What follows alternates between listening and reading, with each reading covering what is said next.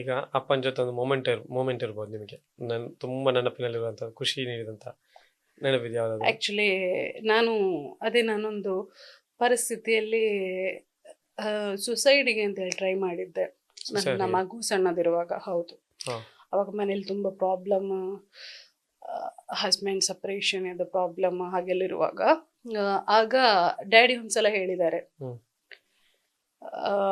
ಇಬ್ಬರು ಮಕ್ಕಳಿಗೆ ಊಟ ಹಾಕೋದ್ರಲ್ಲಿ ಮೂರನೇ ಅವಳಿಗೆ ನಿನ್ಗೆ ಊಟ ಹಾಕೋದು ದೊಡ್ಡದಲ್ಲ, ಬಾ ಕಷ್ಟವ ನಷ್ಟವ ಇದ್ದದ್ರಲ್ಲೇ ಗಂಜಿ ತಿಂದು ಬದುಕುವ, ಆದ್ರೆ ಸಾಯುವ ನಿರ್ಧಾರ ಮಾಡಬೇಡ ಅಂತೇಳಿ ಅವತ್ತು ನನ್ನ ಅಪ್ಪ ನನ್ನನ್ನು ಹಿಡ್ದಿಟ್ಟದಕ್ಕೆ ಇವತ್ತು ನಾನು ಇದ್ದೇನೆ.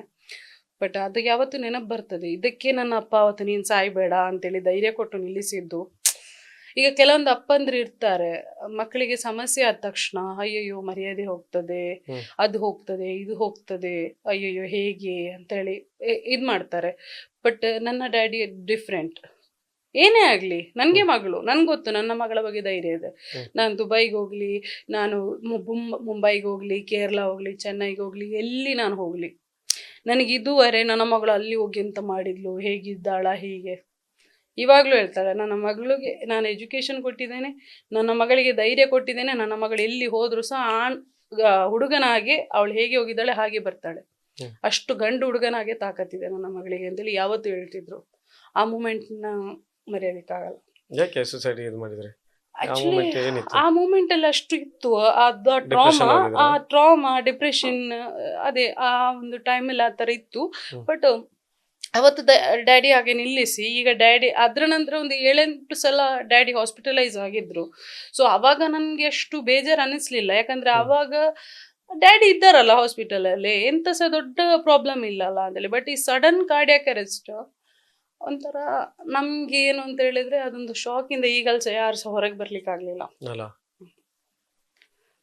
ಬಟ್ ಎಲ್ಲೊಂದ್ ಕಡೆ ಇದ್ದಾರೆ. ಮಮ್ಮಿ ಜೊತೆ ಕ್ಲೋಸ್ ಆಗಿದ್ರ ತಂದೆ ಜೊತೆ? ಮಮ್ಮಿ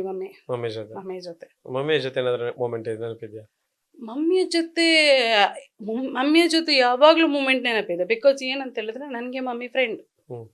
ನಾನು ಇಲ್ಲಿ ಜಗಳ ಎಷ್ಟು ಸಹ ನಡೆಯುತ್ತೆ, ಮೊನ್ನೆ ಸಹ ನಡೆದಿದೆ. ಹೊಡಿಯೋ ತನಕ ಬರ್ತಾರೆ ನನ್ಗೆ, ಇವಾಗ್ಲೂ ಹೊಡಿತಾರೆ. ಈಗ ನಾನು mid-30 ಇದ್ರು ನಂಗೆ ಹೊಡಿತಾರೆ. ಏನಾದ್ರು ಜಾಸ್ತಿ ಮಾತಾಡಿದ್ರೆ ಹೊಡಿತಾರೆ. ನೀನ್ ನನ್ನ ಮಗಳು, ನೀನ್ ನನ್ನ ಅಪ್ಪ ಅಲ್ಲ ಅಮ್ಮ ಅಲ್ಲ ಅಂತೇಳಿ ಹೊಡಿತಾರೆ. ಬಟ್ ಅಮ್ಮನನ್ನು ಬಿಟ್ಟು ಬೇರೆ ಯಾವ concept ನನ್ಗಿಲ್ಲ.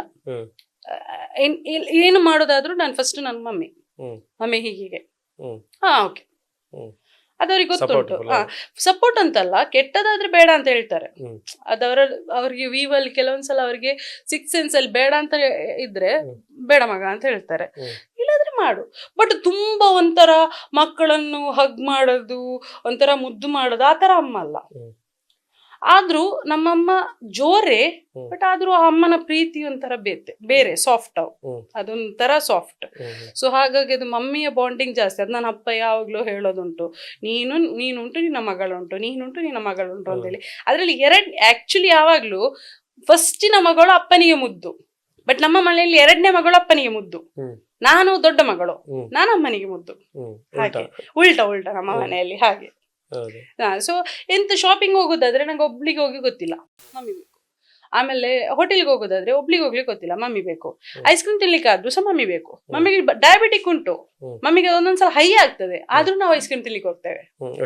That is strong bonding. ಅದೆಲ್ಲ ಇದೆ.